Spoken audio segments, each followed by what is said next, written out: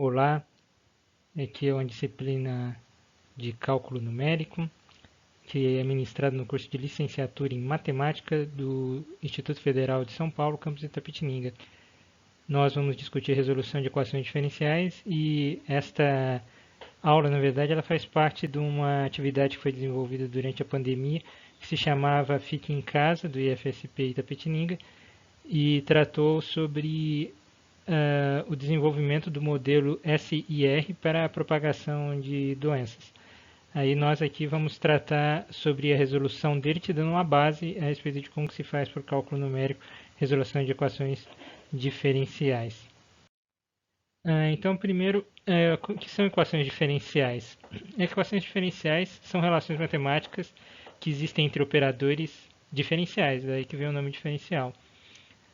E ela é usada para resolver certos problemas, né, tanto da física quanto da biologia e assim sucessivamente. Basicamente, a gente tem dois tipos de equações diferenciais, que são as ordinárias e as parciais.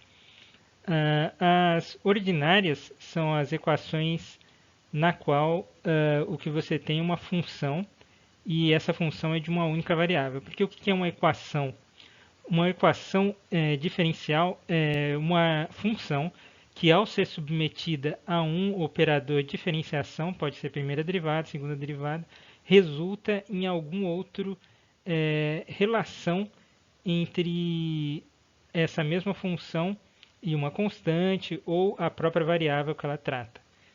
No caso aqui, a gente tem os exemplos de a primeira derivada da posição x mais y mais uma função e elevada a xy está resultando em zero. É assim que se lê. Então, o que você procura? Você procura uma função que a derivada de x mais y mais e elevada a xy com relação à variável x resulte em zero. E o que é uma equação diferencial parcial? É aquela equação diferencial onde você possui mais de uma variável. E quem que possui mais de uma variável? É a função. Então, por exemplo, aqui lendo estas duas funções, nós nos perguntamos qual que é a função u de x de t, cuja primeira derivada em tempo, em t, mais a primeira derivada em x somadas dá igual a zero. E a segunda equação diferencial, que é a equação de onda, também conhecida como da propagação do elemento de onda, né? Diz que qual é a função u de x de t, cuja segunda derivada no tempo é igual a uma constante v dividida o seu inverso ao quadrado multiplicado pela segunda derivada em x. Bom, dando continuidade, a gente pode chegar à seguinte ideia, que a forma mais simples de se resolver qualquer equação diferencial é a integração. E analiticamente, existem várias ferramentas para tentar fazer isso, mas numericamente a melhor é a integração, porque integrar é muito mais fácil numericamente do que derivar. E nessa aula daqui nós apresentaremos dois métodos de resolução, que vai ser o método de Euler e o método de Runge-Kutta. Agora, como funcionam os métodos de resoluções numéricos, né? Normalmente, eles são baseados em um algoritmo, uma série de procedimentos. Então, o primeiro, né, é que você inicia determinando a relação que associa a função que você está procurando e as constantes que estão presentes no problema. O segundo passo é você fazer uma integração numérica em um dado intervalo desta relação, né, com uma variável que está sendo tratada. No caso, ou x, ou posição, ou tempo, e assim sucessivamente. E quando você faz essa integração numérica, é a mesma coisa de você pensar que tem um intervalo AB e uma função f de x e de u, na verdade, né? Porque vai estar relacionada à função que a gente está procurando. E aí você vai pegar esse intervalo AB e dividi-lo em subintervalos. E cada nova posição você vai dar um nome, vai dar um rótulo a partir do passo que você vai ter. Você consegue, já que você determinou, né, no passo inicial, né, na primeira etapa, a função f de x que relaciona, a relação que relaciona as funções que você está procurando, você consegue encontrar esses valores. E aí você pode estimar, através simplesmente de um cálculo de área, que você vai fazer aproximado. Eu digo estimar por quê? porque você em algum ponto vai estar superestimando a sua área e em outros subestimando, porque na verdade você não tem absoluta certeza se essa relação descreve perfeitamente a função que você está procurando. Isso vai ficar um pouco mais claro nos próximos passos. Bom, o terceiro passo é associar o valor da função que é feito no intervalo i que nós estamos tratando, né, com o valor anterior. É o que caracteriza esse método de resolução numérica como sendo um método interativo, ou seja, o passo anterior é determinante na resolução do passo seguinte. Aqui vamos dar um exemplo, por exemplo, se eu procuro a função u, que no caso é uma função u de x. Aí você vai me perguntar por quê? Porque eu tenho uma derivada não parcial, mas uma derivada total, né? du dx é igual a uma função f de x e u. Ou seja, existe uma relação, essa é a relação que a gente fala no primeiro passo, entre a própria função u e a coordenada x. Aí, dando continuidade, agora vamos especificamente para o método de Euler. O método de Euler ele consiste na expansão em série de Taylor da função procurada. Eu nem vou procurar falar um pouco ainda da relação, porque ela vai surgir naturalmente dentro do método de Euler. Então, a função u num ponto x, se ela for alterada por um passo h, u de x mais h é igual à própria função u de x mais a derivada de u de x dx no ponto h multiplicado por h. Na verdade eu falei no ponto h, mas é no ponto x mais h. E aí essa é a primeira aproximação da série de Taylor. A segunda aproximação leva em conta a segunda derivada e sucessivamente. Quanto maior a precisão que você quer no lado direito para representar a função do lado esquerdo, mais elementos você tem que pegar na sua expansão em série de Taylor. No caso, vamos pegar, por simplicidade, para associar ao problema anterior, apenas o primeiro termo, né? Na verdade o segundo termo. E se você pegar o segundo termo da expansão, você vai perceber que a derivada é exatamente a relação de f de xu que a gente falou na equação 1. E assim ela vai expressar essa relação que existe entre a variável x e a função u, que caracteriza a equação diferencial.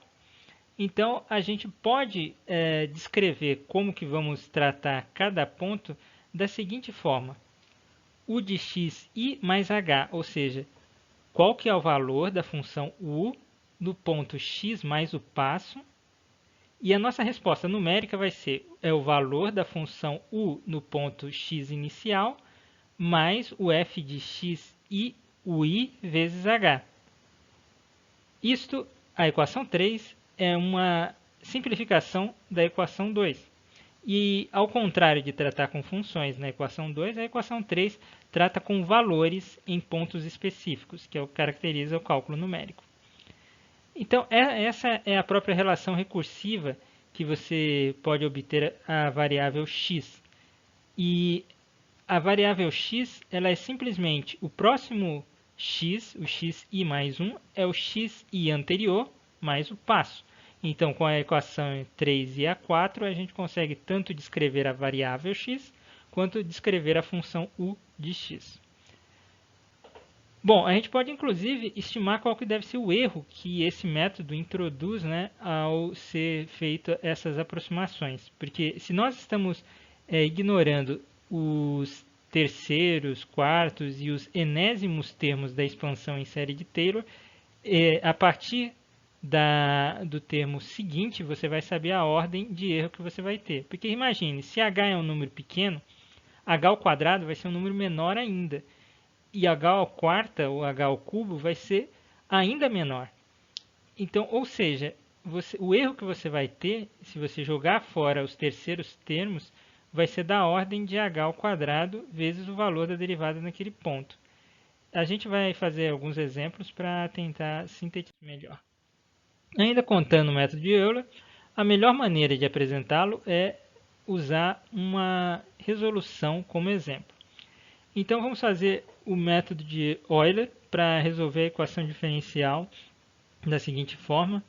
du dx igual a 1 menos 2 u de x, ou seja, qual a função u de x que a sua primeira derivada é igual a 1 menos duas vezes a própria função. É esta que é a forma que você lê. Mas você precisa dar condições, porque lembre que eu disse que você calcula u de x mais h se você souber qual que é o valor de u de x. Esse saber o valor de u de x quer dizer as suas condições de valores iniciais de contorno. Então vamos dizer que o intervalo que a gente vai tratar é o x indo de 0 até 1. Eu quero todos os valores de u, para u 0, para u 1 e 1 meio e u sucessivamente. Entre 0 e 1 eu quero todos os valores, incluindo o 0 e o 1. E outra informação que você tem é que u de 0 vale 1. Então aí eu tenho plenas condições de fazer a resolução deste problema numericamente. Vamos usar os passos de interação, sendo h igual a 0,2. Como que a gente resolve isso? A solução é a seguinte: vamos tomar as condições iniciais e vamos interagir a cada passo. Vamos falar agora que x1, ou seja, o primeiro valor da variável x, ele vale 0. E nessa condição, o 1, que é o primeiro valor da função u, ele vale 1, que é o u da função de quando x igual a 0. Esse é o nosso primeiro passo. Fique atento. Precisa até abrir o olho explosivamente, porque a determinação de xi e de ui é muito normal para o estudante no início, confundir qual que está sendo feita a implementação. Então vocês têm que estar atento a cada passo sobre se você está implementando a variável x ou a função u. Eu vou enfatizar isso a cada passo. Vamos utilizar a fórmula recursiva. A fórmula recursiva diz que o x2, que é o próximo valor da variável x, ele é o x1 mais h. Como x1 era 0, o valor de x2 vai ser 0 mais 0,2, ou seja, x2 é 0,2. Aí você vai para o passo seguinte, que é ver a relação de f de x e u. F de x e u, na expressão 5, é quem está do lado direito da igualdade, ou seja, quem que a derivada se iguala. Nesse caso, f de xu é 1 menos 2u. Note, f de xu tem alguma relação com x? Não, só tem relação com u. Então você tem duas constantes, que é 1 e menos 2, que estão relacionados com f de xu. Então vai ser fácil, porque eu sei qual que é o passo anterior, o valor que u tem. Então vamos agora calcular quem que é o 2. Para calcular o 2, vamos pensar que o 2 vai ser exatamente o u de xi mais h é igual a u de xi mais f de xi ui h. Então agora vamos pegar os elementos que nós estamos encontrando.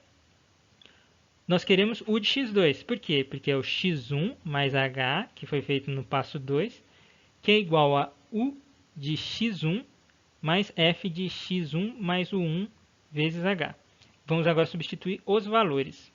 Substituindo os valores, u de x2, ou seja, u de 0,2, é 1 mais 1 menos 2 vezes 1. Agora, de onde que vieram esses valores? F de x1, como a gente já disse, é 1 menos 2u.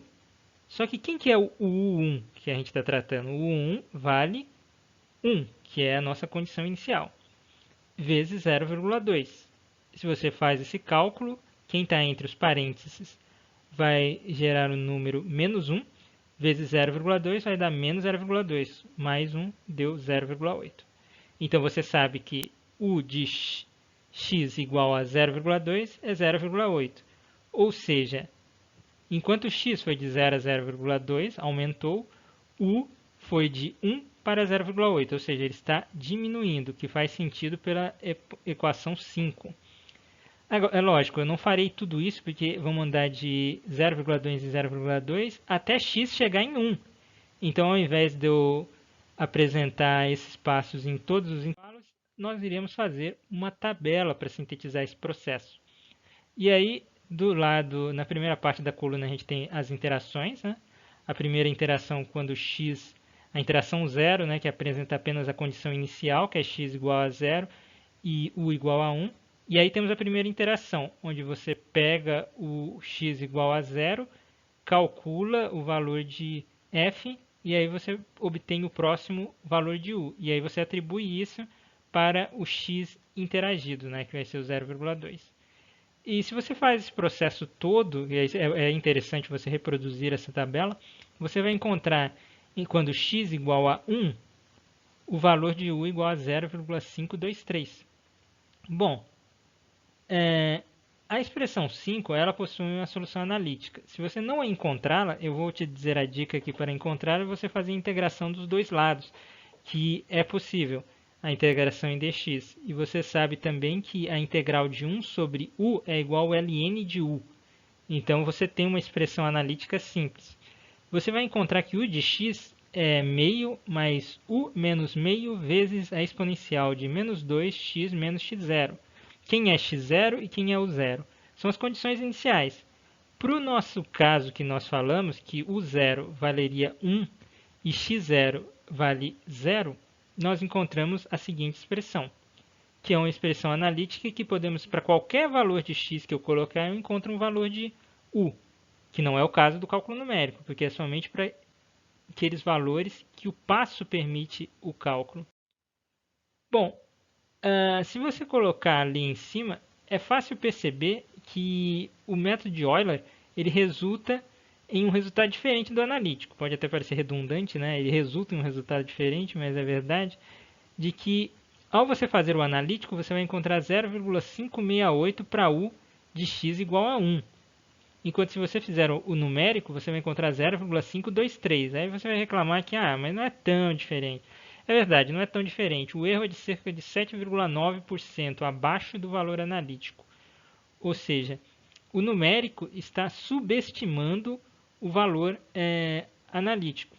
Note que nem sempre em cálculo ou na vida real a gente tem uma solução analítica, porque algumas relações ficarão muito complexas, como a gente vai discutir no vídeo posterior, aplicando este método para o caso das propagação de doenças, né?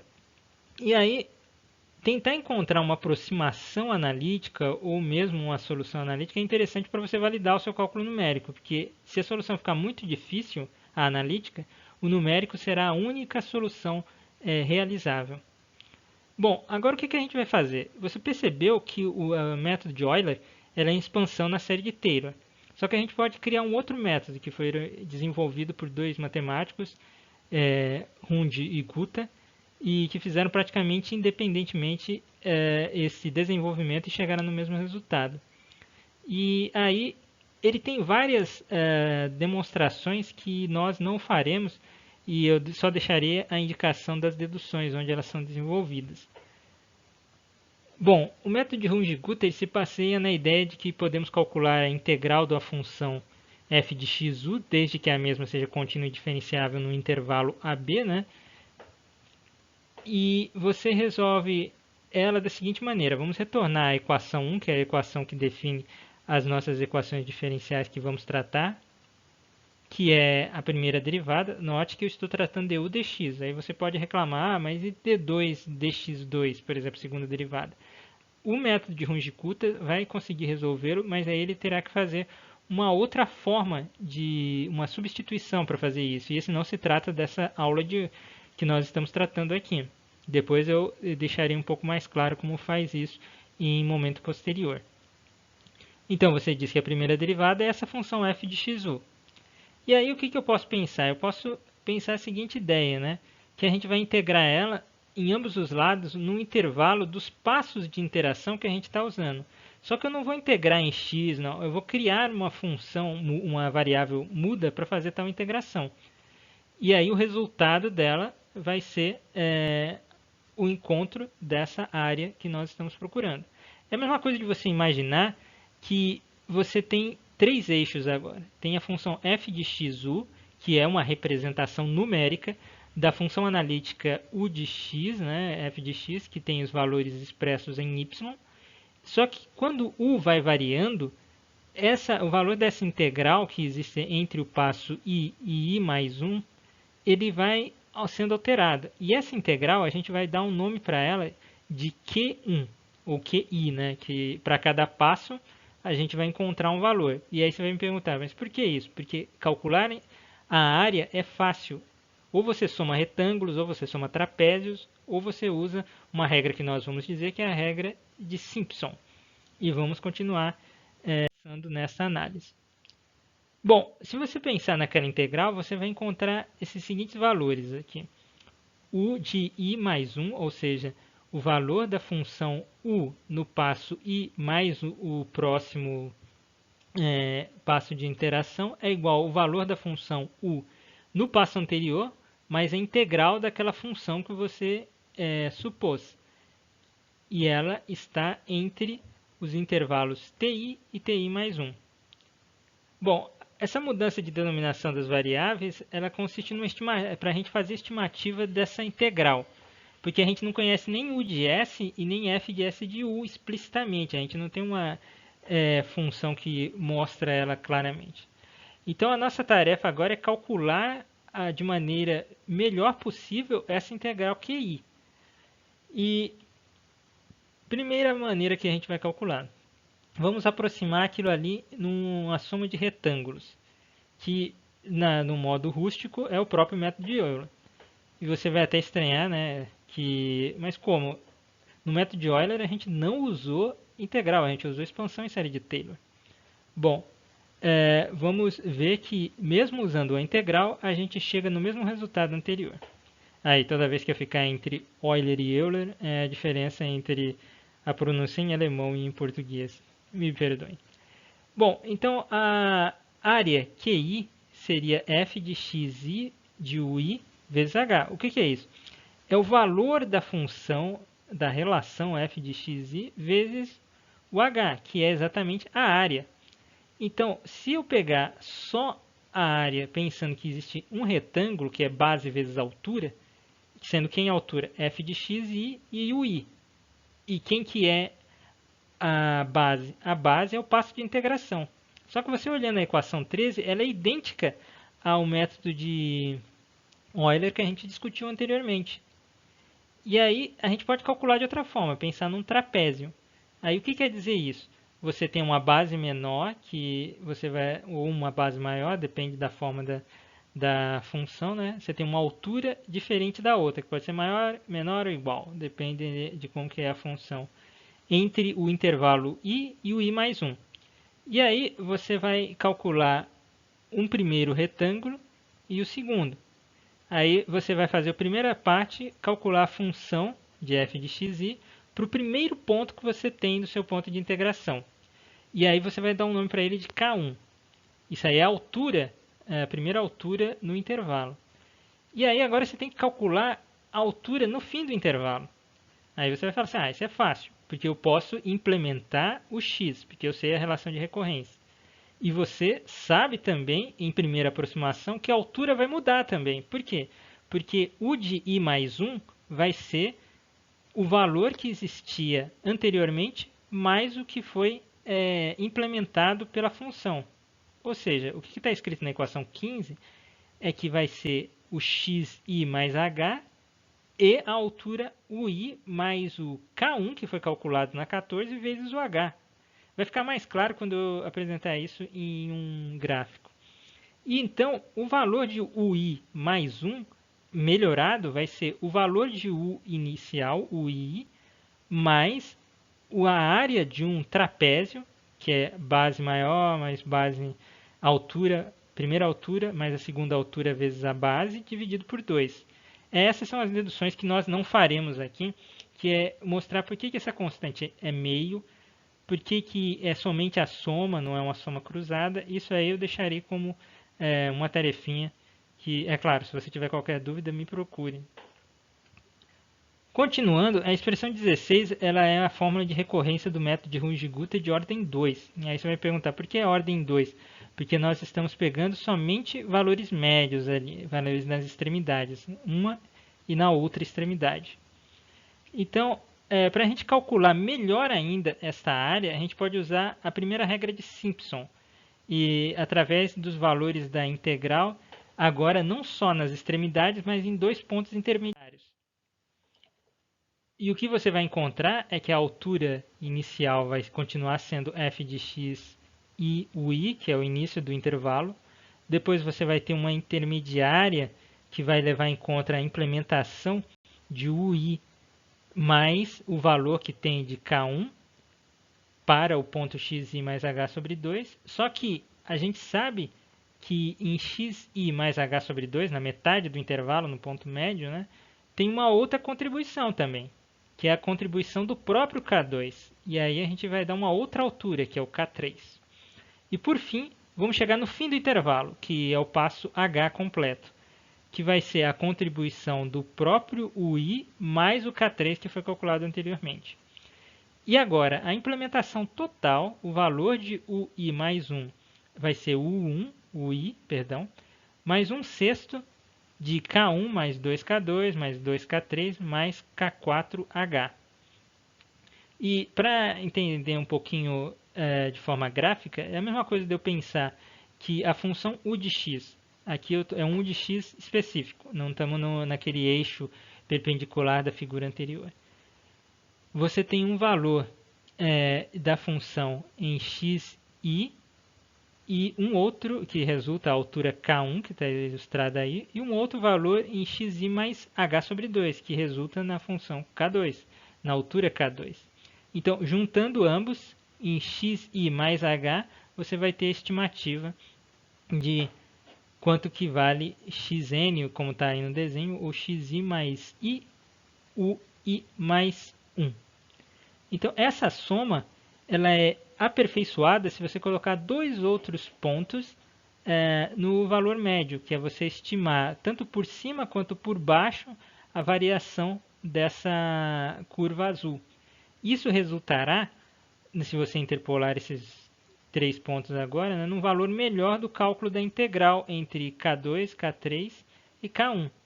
E também com K4, né, que é o valor que existia no fim do intervalo. Então aí você tem uma área melhor estimada do que o trapézio calculado no anterior, né, que é o Runge-Kutta de ordem 2. E você vai conseguir fazer com que o ponto vermelho, que antes era menor, se aproxime mais do valor real, que é o valor onde a curva azul cruza com o ponto xi mais h. Dando continuidade, vamos aplicar o método de quarta ordem no nosso problema anterior, né, para a gente conferir o resultado e ver quais que são as vantagens sobre o método de Euler e também se a gente chega mais próximo da solução analítica, que nesse caso é uma solução exata. Então vamos lá. Use o método de Runge-Kutta para resolver a equação diferencial. Bom, ele não disse qual que é a ordem, mas vamos usar o de quarta ordem. Então, du dx é igual a 1 menos 2u de x, e está no intervalo entre 0 até 1 de x, e você tem o valor de u de 0 igual a 1, mesma enunciado anterior. Só que agora, e a gente vai usar o passo de interação h 0,2. A solução, vamos fazer os mesmos passos, vamos tomar as condições iniciais e interagir em cada novo passo. Então, as condições iniciais é que xi é igual a 0, que é o primeiro x que a gente tem, u de 1 é igual a 1, e vamos calcular primeiro os coeficientes k. Né? Então, o primeiro k é o próprio valor de f de x1, u1. Então, u1 vale 1. E x1 vale 0, mas só que x1 entra na relação novamente, porque f é 1 menos 2u. Então, você colocando os valores, você encontra que k1 é igual a menos 1. Próximo passo, fazer agora K2. Mas quem é K2? É f de x1 mais h sobre 2, u1 mais k1, que você calculou no passo anterior, vezes h sobre 2. Só que agora se lembra que f não depende de x, então só tem que me perguntar com valores de u. Então, o f é 1 menos 2 vezes o u1. Você ia falar assim, mas f é só 1 menos 2u. Sim, mas agora u foi implementado, então é o u1 que eu recebi, né? Que é o valor inicial, mais k1 vezes h sobre 2. E k1 eu já calculei no passo anterior, e eu sei que h sobre 2 é 0,1. Então eu encontro menos 0,8. Isso aí lembra alguém para você, né? próximo passo, que é calcular K3, eu continuo usando, eu estou no meio do intervalo de integração xi mais h sobre 2, e agora eu vou usar o K2 para fazer a implementação do u. Então, eu vou manter a relação 1 menos 2 vezes u. Mas quem que é o u? É o u1 mais o K2 vezes o h sobre 2, para subestimar a contribuição nesse ponto. O K2 você encontrou no passo anterior, que é menos 0,8, e você, ao término, vai encontrar K3 igual a menos 0,84. Quinto passo é calcular K4. K4 é o mesmo procedimento, só que a diferença agora é que para encontrar o u, que eu vou colocar na expressão 1 menos 2u, eu vou utilizar K3, para fazer a implementação. Pego o u1 e faço a implementação em K3 e encontro menos 0,664. Já encontrei o valor de x de u para x igual a 0,2, que é o que a gente encontrou no outro passo no método de Euler. Ainda não, porque eu tenho que colocar que é o último passo, né? Colocar na fórmula de recorrência do método de Hund-Gutta de quarta ordem. Então, você colocando os valores aí, você encontra 0,8352. Você percebe que houve um pequeno aumento comparado ao 0,8 encontrado no método de Hund-Gutta. E agora, novamente, eu não farei todos os passos, mas faremos a mesma coisa de ver as interações, ver como está avançando o x e os valores de u. No fim das contas, quando x igual a 1, o valor de u foi 0,5677. E você pode até comparar os valores analíticos e numéricos através de um gráfico, que é o que está colocado aqui. Veja que coisa interessante, as bolinhas vermelhas é o numérico, enquanto que a curva azul é o analítico. Ele está batendo muito bem, você até fala assim, é a resolução correta.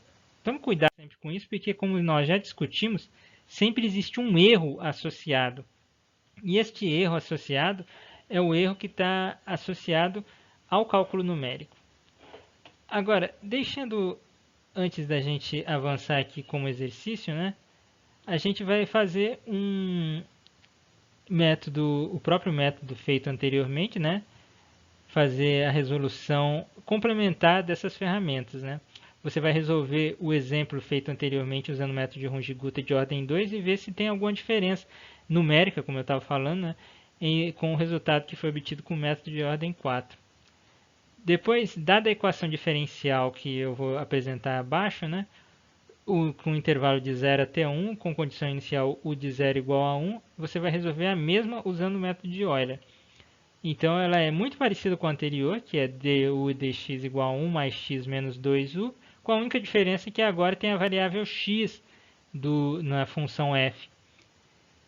E aí, outra tarefa que agora não é lembrando-se em conta de cálculo numérico, mas é lembrando-se em conta o cálculo analítico, cálculo diferencial e integral que você conhece, é tentar encontrar, pelas técnicas que você sabe, uma função u de x que atenda a equação diferencial acima.